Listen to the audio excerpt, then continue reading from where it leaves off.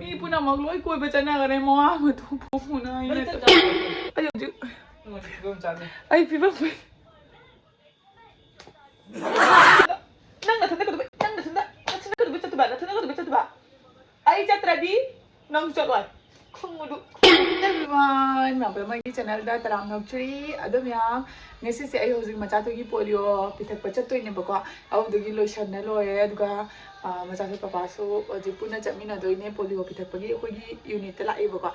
adu du gi ngesi se sunday oi ba gi ko adum sa se boring chu na lotion na ka loye ba ni na ko sa da ko ba chat ke na ho doine adu aham da polio tin ba chalu ge adu loya kanda laga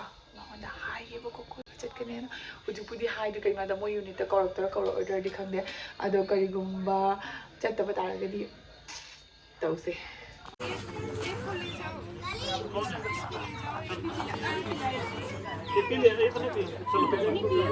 चलो चलो चलो भैया ये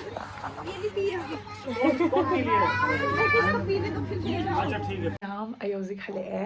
हलागा फिरोन का से होंदोक्ट्री को नमदा मा फी होंदोक्ते मा फी अहन बसे ना लेबा चकदब माले अदुना ऐसे चटपगी हावे कनो आई पुबगी कई इरांग लेती मा से आई चटकन खोट कई हाई देबा अजु चलो चटपगी माउदा हौनी गे गाड़ी से कई नुंग सा थमी से है ऐसे फी होंदोक्ते यु चटपगी दम या मखोय साइ नंग सी संडे बगी कोय पुजम दोरे बको आई कोय बजे तइने कितो नो चलो ओले थिन रो ना काय खनोक्ते नंग जत जाते कइया नंग गई जते नो कइनो सिबो आई कोय बजे तइना आई खंगी आई दि फी को से चन लोर आई दि गम जाते आई फिबम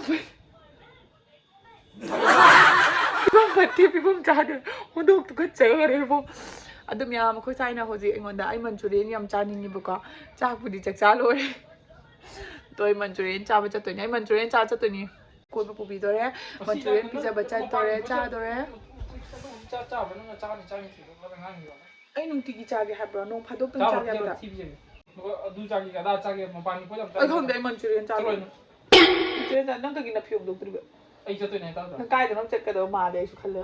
ai su hong dok tri su da ai hong dok tri su da nang cha da wa thi dong khong bra nang na thana do chet ba nang thai ja nang na thana ka do nang na thana ka do chet ba thana ka do chet ba ai chatra di nang chaloi khong ticket ka bo le chalo kai da kai ticket koi bo ha koi chato victorial ka hat do chatra adu kai le victorial la da ipuna magloi koi bachana gare mo am tu phuna ine ai ke dora ge udi ma sa ke dora ge nang wang ang do nai kholi ki hai do ai na de ai udi victorial da chatu cha cha mo bu nai kana nai mo bu nai ga wa thi do ko ai udi chatu ni ai pop pop lo sa so ni na kai do ino ba kai do ino ba hol mobile met kan hol ya ko sai ga ai hoji koi ba chatra bani ticket ka khre hai mana ka ticket ga igi su saru ga mani ai khange duduna akhoi hoji kai satuna koi ba se hai koi ba se kai satuna kai sa nai ticket ka i mo phon no kai dun hai ma na sin sto ina kino nang namana ba singai dina kada nang odina tu thira bana cha po nang namana ba chat matam lo ha nang chap ja ba adu so ai mana bi chat lu rage na sa no ja de ha nang adu nai ga da nai ga chak cha ga de ga ta nang wa thi ngang ni lo ba to pe ngang chu gi ne ai ma pan chala de gi naw pura mo loi pha doi ai na pha doi ne ma pan chala dia mi ne khalo ngani imba bot mawa se jung ne kayam ok tri ba jung ne matu je thanam maga ma matha da ko ba ni ne kam ok tri ne khalo mo da hal photo hal hal da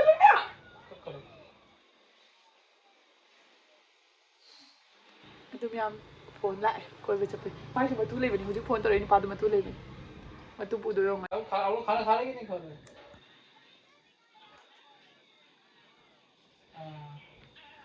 khá khá cái đó hả Chaturi माइसे काय दनम चतुरी चक चार के चटपे का high pass के चक चक थो दुलो चसी का high ना नजदीक है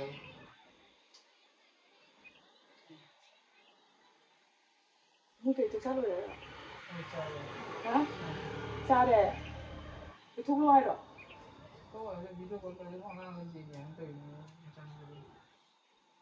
Thuklu hai ra bu. Thuklu hai ra kana nu bi cha thuklu hai ra ba. Ho kyo nang kai no na. Kai nu photo ni ba du du a. Nang kai to ke na. ꯃꯌꯥꯝ ꯑꯩꯈꯣꯏ ꯁꯥꯏꯒ ꯑꯝꯇꯪ ꯑꯩ ꯂꯧꯇꯥꯟꯅꯈꯤꯒꯦ ꯑꯗꯨ ꯂꯣꯏꯔꯀꯥꯟꯗ ꯍꯣꯔꯦꯟ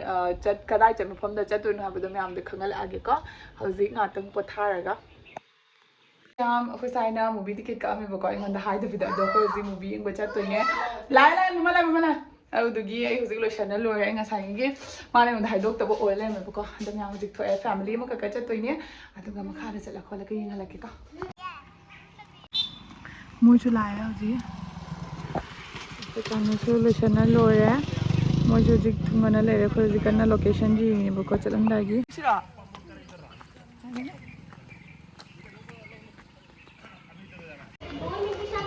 ꯀꯃꯗꯨ ꯂꯧꯗꯣꯏꯕ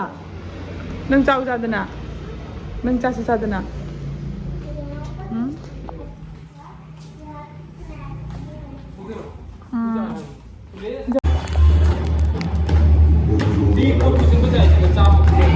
ꯐꯩ ꯅꯠꯇ꯭ꯔꯥ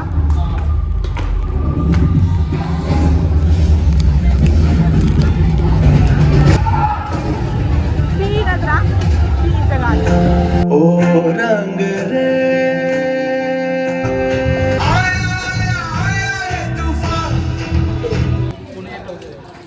ꯕꯤꯛ ꯆꯥꯒꯗ꯭ꯔꯣ ꯊꯣꯏꯕꯤ ꯅꯪꯕꯣ ꯑꯗꯨ ꯃꯌꯥꯝ ꯑꯩꯁꯦ ꯏꯁꯥ ꯅꯨꯡꯉꯥꯏꯔꯛꯇꯕꯗꯒꯤ ꯂꯝꯕꯦꯟ ꯃꯔꯛꯇ ꯀꯔꯤꯝ ꯀꯣꯏꯔꯛꯇ꯭ꯔꯦꯕꯀꯣ ꯑꯗꯨꯒ ꯁꯤꯒ ꯆꯨ ꯃꯍꯤ ꯊꯛꯀꯦ ꯍꯥꯏꯗꯅ ꯉꯥꯏꯍꯥꯛ ꯄꯣꯊꯥꯔꯦ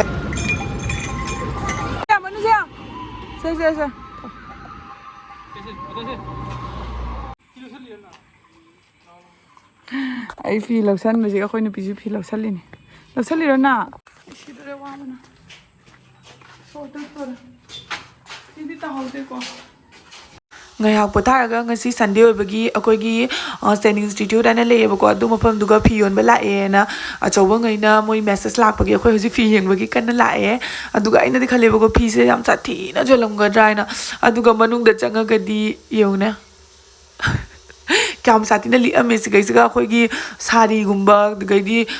ꯀꯨꯔꯇꯤꯒꯨꯝꯕ ꯑꯗꯨꯒꯨꯝꯕ ꯇꯨꯅꯕꯒꯤ ꯐꯤꯅꯦꯕꯀꯣ ꯑꯇꯨꯕꯁꯨ ꯅꯠꯇꯦꯕꯀꯣ ꯇꯨꯅꯕꯒꯤ ꯐꯤꯔꯣꯟꯗꯨꯅꯤ ꯑꯁꯤꯁꯦ ꯃꯈꯣꯏꯅ ꯏꯝꯄꯣꯔꯇꯥꯏꯗꯤ ꯇꯧꯕꯅꯤ ꯍꯥꯏꯅ ꯌꯥꯝ ꯁꯥꯊꯤꯅ ꯇꯥꯡꯉꯦ ꯂꯨꯄꯥ 1,100 1,500 ꯑꯗꯨꯃꯥꯏꯅ ꯇꯧꯔꯒ ꯌꯣꯜꯂꯦ ꯑꯗꯨꯕꯨ ꯑꯩꯈꯣꯏꯅꯗꯤ ꯗꯦꯂꯤ ꯋꯦꯌꯔꯗ ꯁꯦꯠꯅꯕ ꯅꯠꯇꯕꯅꯤꯅꯀꯣ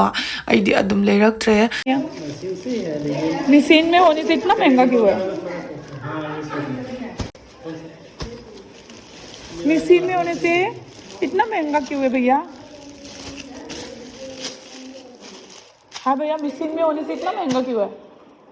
हाथ से बनते तो चलो ठीक है हाथ से तो महंगा क्वालिटी वगैरह होता है ना उसमें फर्क होता है आप लोग ये सामान कहाँ से लेकर आते हैं ये आता है बांग्लादेश का है ये आप यहाँ पे भी जामदानी बनता है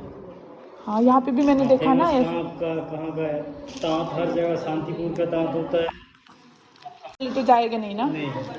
इसमें भी कलर जाने वाला होता है ना कलर नहीं जाता है हमारे इनमें कलर नहीं जाता